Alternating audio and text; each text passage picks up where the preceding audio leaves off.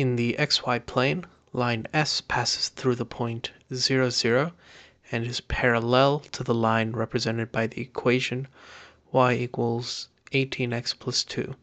If line S also passes through the point 4D, what is the value of D? Okay, so we have this line y equals 18x plus 2.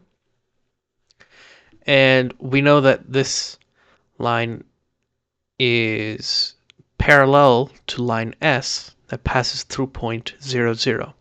And what we know about parallel lines is that they have the same slope. And here in this line y equals 18x plus 2, the slope, we usually denote that with the value m, is equal to 18. So that means the slope for line S is also 18. And we also know that the line S passes through the point 0, 0. So on the graph, the line S passes through the point 0, 0. So that means the y-intercept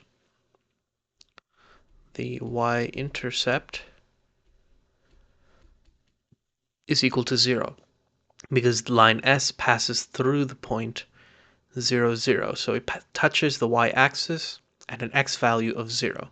So that means we can construct an equation for line S. So line S has an equation of y equals 18x plus 0. So we can just have no added constants.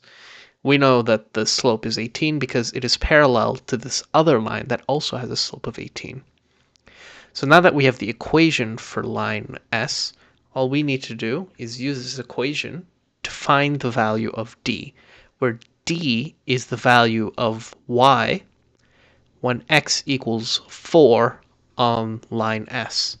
So all we need to do is plug in a value of 4 for x, because xy coordinates just tell us the x and y values at certain points on the line. So when x equals 4, so 18 times 4, and 18 times 4 is equal to 72. So that means when x is equal to 4 on the line S, D, the y value at that x value is equal to 72. So 72 is the correct answer.